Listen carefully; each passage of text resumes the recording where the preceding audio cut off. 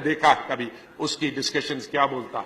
आपने कहा उनकी इंक्वायरी करेंगे, करिए, लेकिन उनकी भी इंक्वायरी करिए जो कहते हैं इनका गर्दन लाओ, सर लाओ और 50 लाख इनाम देंगे। है ये एक तरफा इंक्वायरी कैसे चलती है? यही तो फिर कश्मीर बन जाता है, यही तो न्याय देने में आप असफल हो जाते हैं।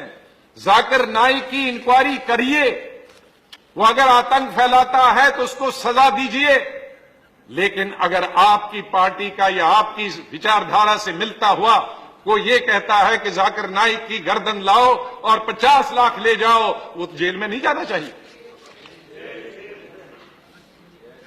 और इस तरह के स्टेटमेंट वाले जेल में नहीं जाने चाहिए। जब जेल में नहीं जानते हैं तो फिर कश्मीर जैसे हालात हो जाते हैं। माननीय गृह मंत्री जी, आप पर बहुत बड़े 125 करोड़ जनता, हिंदू और मुसलमान, सिख, ईसाइयों की जिम्मेदारी आपके सर पे है। कुछ लोग बाहर से आए जिनको अपने देश ने निकाल दिया। तस्लीमा नसरीन बांग्लादेश से निकाल दिया इस्लाम के खिलाफ लिखने के लिए, कुरान के खिलाफ लिखने के लिए।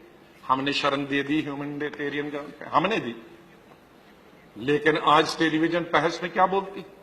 वही पेट्रोल लेके आ जाती है और डालती।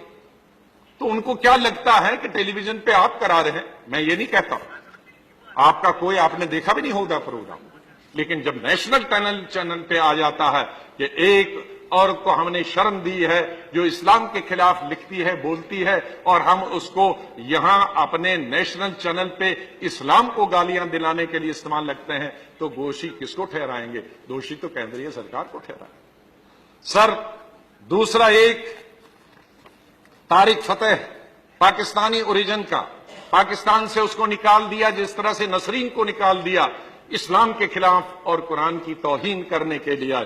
और ये कैनेडियन नेशनल है, वो भी देश में और हमारे चैनलों में पता नहीं कहां से आया, जाकिर नाइक पर बोलता है और दिन रात उगलता है जहर इस्लामी रिलीजियस बुक्स के बारे में और इस्लाम के बारे में। एक यूनुस अली है गौहर, एनल फादर नेशनल, वो भी कहीं उसको मौका नहीं मिलता है, वो भी हमारे चैनल पे। वो गालियां मैं नहीं दूंगा, मैं आप दोनों को दिखा दूंगा, और अगर आप दोनों देखेंगे तो आप कहेंगे कि इसको तो अभी पकड़कर इस कॉन्टिनेंट से ही बाहर कर देना चाहिए। वो हमारे चैनल पे बोलता है, तो ये दोष आपको नहीं जाएगा, किसको जाएगा? ये तमाम दोष केंद्रीय सरकार को जाता है, या तो आपके जो पदाधिकारी हैं, ऑफिसर्स हैं, आपको वो चैनल्स देखते नहीं हैं, पे कंट्रोल क्यों नहीं करते हैं? तो मेरा एक विशेष किसी कंट्रोल के पेपर के खिलाफ तो बिल्कुल नहीं है। पेपर तो बड़ा सोच समझ के लिखते हैं, लेकिन ये जो चर्चा वाला रात का बन गया है, यही हमारी बर्बादी का एक दिन बाइस बनेगा, मैं आपको बताना चाहता हूं। और मेरा मानना है कि पाकिस्तान का वजूद, वेरी एग्जिस्टेंस, सब बीमारियों की जड़ है।